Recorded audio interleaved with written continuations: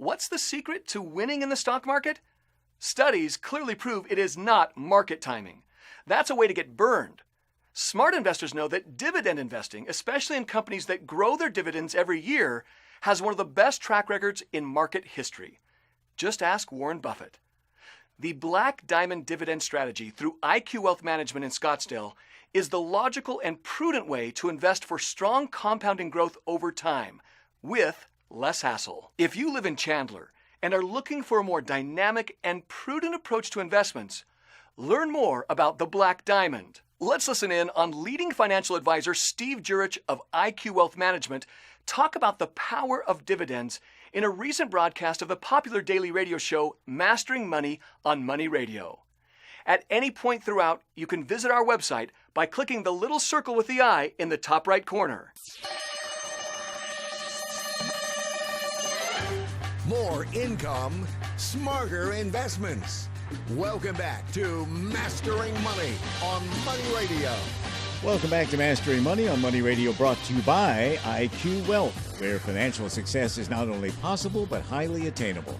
I'm Ken Morgan with retirement strategist and best-selling author Steve Jur-itch. Hey, how you doing, everybody? It's time now for the IQ Wealth Market Intel segment. Yes, sir. Well, the last time on Mastering Money, we began reviewing the stocks that did not make the grade for the recently rebalanced Black Diamond Dividend portfolio.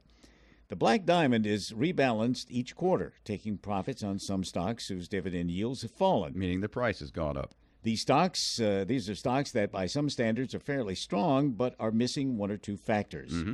One such stock is Duke Energy Corporation. Right. Once a prize plum in many portfolios, but now with a few kinks in its armor.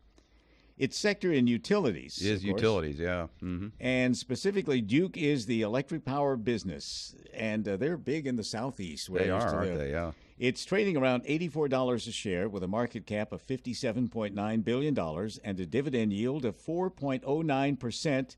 Beta factor is 0.26. Yeah, so it trades at less volatility than the S&P. So far, those are pretty good numbers. A big company with strong market share, a higher dividend yield, and trading with less volatility than the S&P. However, it's trading very close to its 52-week high with a P/E ratio of 22.5. Yeah. The sector sports a 21.3 P/E, so Duke may be near a peak. Yeah, it's over the top of the sector. The dividend may be higher due to the payout ratio being high. Yeah, so not a healthy reason for that dividend being 4.09 in our view. The 52-week price range is $72 to $88 a share, trading well above its 200-day average. Right now at 84, right. It has strong dividend growth history. The decision was made to reject the stock this time and keep the stock on the watch list. Right. Duke Energy Corporation is an energy company with operations in three business segments: regulated utilities, international energy, and commercial power. The regulated utility segment conducts operations primarily through Duke Energy Carolinas, Duke Energy Progress, Duke Energy Florida, Duke Energy Indiana, and Duke Energy Ohio. Big outfit. The international energy segment principally operates and manages power generation facilities and engages in sales and marketing of electric power, natural gas, and natural gas liquids outside the United States. The commercial power segment builds, develops, and operates wind and solar renewable generation and energy transmission projects throughout the continental United States. Duke Energy also operates in the United States and Latin America, primarily through its direct and indirect subsidiaries. Duke has an above-average dividend safety score, suggesting that the company's dividend is very safe. The company's earnings payout ratio over the last 12 months is 71%, however. We cut it off at 70. That's the main reason for rejection. This is getting to be on the higher side, but less of a concern for utility companies because their cash flows are generally much more stable. Here's the problem.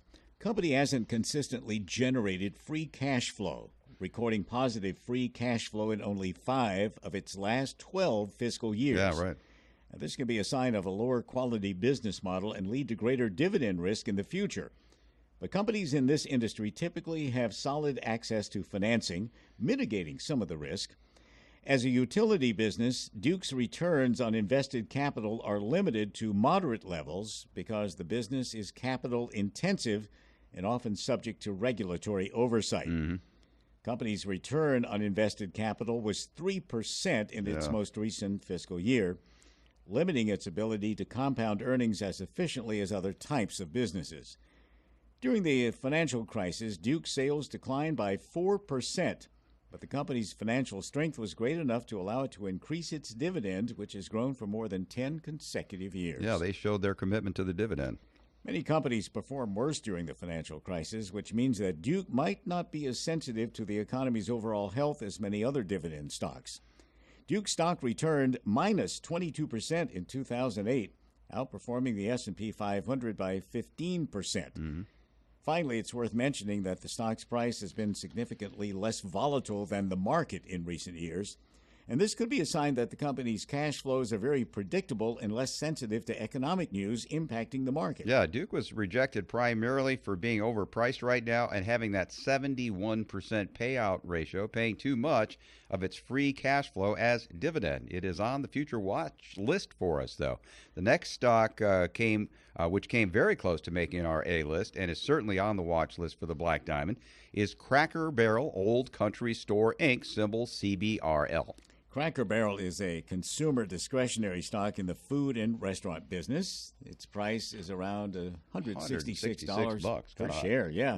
Market cap $3.9 billion. The dividend yield is 2.89%, just below 3%, and the beta 0.52, so it's less volatile than the S&P 500. Right. Cracker Barrel Old Country Store, Inc. is principally engaged in the operation and development of the Cracker Barrel Old Country Store concept. Yeah, it's kind of fun.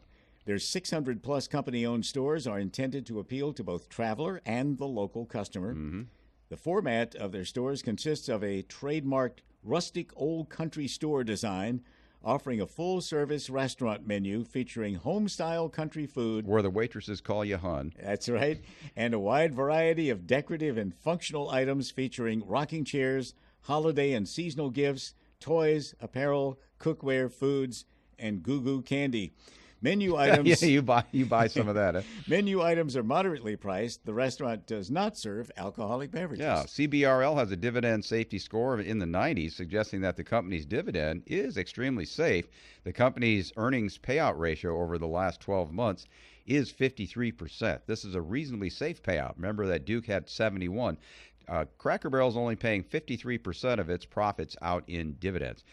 So that's a good thing. Importantly, Cracker Barrel has been a consistent free cash flow generator and recorded positive free cash flow in 12 of its last 12 fiscal years. That's great. Free cash flow is the sign of a healthy business and is needed to fund sustainable dividends. CBRL has generated returns on invested capital between 5% and 10% most years. This level of return suggests that CBRL's moat is about average for the industry. During the financial crisis, CBRL's sales declined by 1%, and the company's financial strength was great enough to allow it to increase its dividend, which has grown for more than 10 consecutive years. Many companies performed worse during the financial crisis, which means that Cracker Barrel might not be as sensitive to the economy's overall health as many other dividend stocks. Cracker Barrel stock returned minus 34% in 2008, outperforming the S&P 500 by 3%. Finally, it's worth mentioning that the stock's price has been significantly less volatile than the market in recent years. Status, it's on the watch list for us. Remember, it's just a little too high priced right now, among a few other things. Remember, we make no recommendations to buy or sell any stock on the air here on Mastering Money. Past performance not predictive of future results. Retire secure by getting logical with your money. Make the smart call to IQ Wealth Management and retirement strategist Steve Jur-itch, one of Arizona's leading 401k rollover advisors and the originator of the Black Diamond Dividend strategy. Steve can help turn your risky pile of mutual funds with unreliable dividends into a quality retirement portfolio with built-in security and consistently growing dividends. Steve works with a team of independent tax, accounting, and legal professionals, including CPA Nick Stefaniak, attorney Richard Dwarnick, and master tax advisor Doris Milton to help you build a financial and estate plan second to none. It all starts with a free second opinion of your current financial plan and upcoming rollover or your current annuity. Find out why more listeners are turning to Steve. Call right now, 480-902-3333. Visit IQWealth.com and BlackDiamondDividend.com. It's not what you make, it's what you keep that counts. And what keeps coming your way. Cut your fees, lower your taxes, increase your income. More for you and more for the people you care about most. That's the IQ Wealth Strategy. To schedule a complimentary review with Steve, call 888-310-1776 from anywhere. Stay with Money Radio. The journey continues. To learn more about the Black Diamond Dividend strategy or to hear the rest of the show, click the link right now and see the IQ Wealth Management website. Learn more right now about why dividends have one of the best track records in market history. Click the link now to retire and stay retired.